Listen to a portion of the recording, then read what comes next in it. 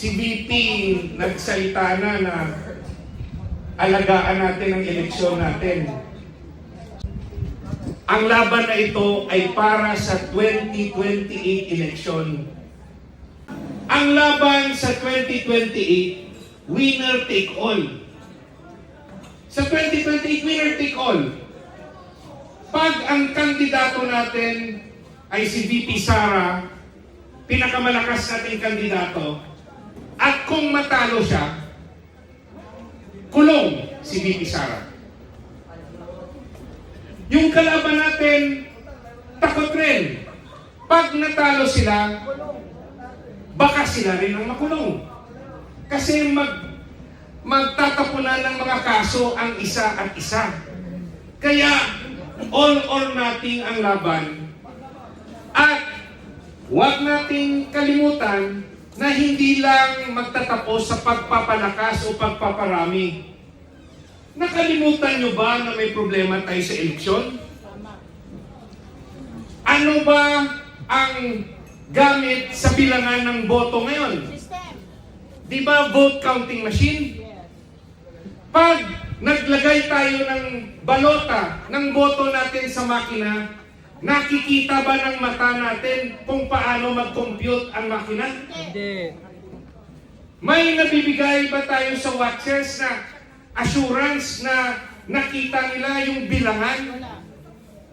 Yung hinihingi natin bilang parte sa PDP Laban, at ito'y nag-request tayo ng Senate investigation, at tayo'y humihingi na dapat bumalik sa manual counting ang pagbilang ng boto at the precinct level para makita natin kung yung boto natin talagang nakalagay sa balota at yung lalabas na resulta ay yung gusto ng tao. Kung matalo tayo, okay lang kung alam natin na talagang talo tayo. Pero okay ba sa inyo na hindi nyo nakikita ang bilangan? Hindi. Kahit gaano natin kapalakas o magpreparar tayo sa eleksyon, pag hindi tayo sigurado na patas ang pagbilang, sigurado ba tayo na yung lalabas na boto ay yung binoto ng tao o baka yung pinili ng makina? So, sana hindi tayo tahimik. Kaya yung ating sinisigaw, yung ating pagpapalakas, useless lahat pag hindi natin malaman ang katotohanan kung patas at accurate ang vote counting machine. Panawagan natin sa ating mga PDP senators at mga kaalyado, ang hinihingi ng PDP Laban at ng Duterte 7 ay imbestigahan ang 2025 election, at hinihingi natin sa ating mga senador, pangunahan ninyo ang panawagan within the Senate. Hindi natin pwedeng batikusin si Senator Lacson kung yung mga kasama natin tahimik. Senator Bongo, Senator Bato, Senator Robin Hood Padilla, mga kaalyado natin, Senator Marcoleta, Senator Marcos, yung dinala ng PDP Laban, si Senator Camille Villar. Gusto namin malaman kung patas ba ang pagbilang ng vote counting machine. Bago natin hingin ito kay Senator Soto at kay Senator Lacson, kayo ang aming sinisingil, maging kampyon kayo ng ating partido at ng inyong kaalyado sa PDP Laban. Ipaglaban nyo ang katotohanan, kasi pag pinabayaan natin to, haharapin ng PDP laban sa 2028 ang sitwasyon na yung boto natin bibilangin ng vote counting machine. Tama ba, Atty. Lambino? Si Atty. Lambino, testigo. Kasi sabi niya, yung binoto niya raw sa balota, Duterte 10, pero yung lumabas, iba raw. So willing siya mag-testify in the Senate.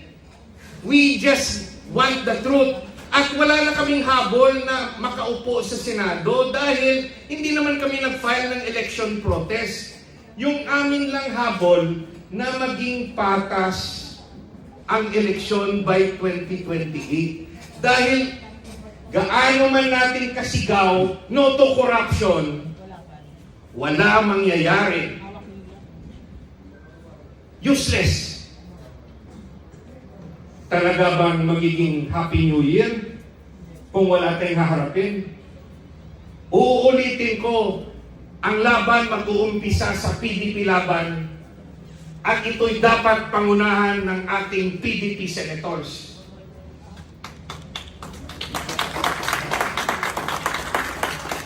Kung nanalo si Atty. Lambino at Senator Lambino, edi siya yung mangunguna doon. Kung nanalo si Atty. Hilo, maingay ako.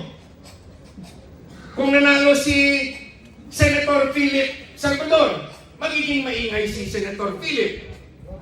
Kung nanalo si Senator Jimmy Bondok, magiging maingay si Senator Bondok. Kung manalo si Atty. Rodriguez, edi sana maingay si Senator Rodriguez. Si Pastor Kibuloy kung nanalo, siguro maingay rin. Kung si Dr. Mata nanalo, magiging maingay rin. Ang Duterte 7, hindi magpapabaya sa PDP laban at sana nandito rin yung tatlo sa ating Christmas party. So, yan ang aking panawagan at humihingi ako ng tulong sa ating mga senador at sa ating mga kaalyado. Ang laban na ito ay para sa 2028 election. Si VP nagsalita na alagaan natin ang eleksyon natin. So, sana hindi tayo tahimik. Maraming salamat and a Happy New Year.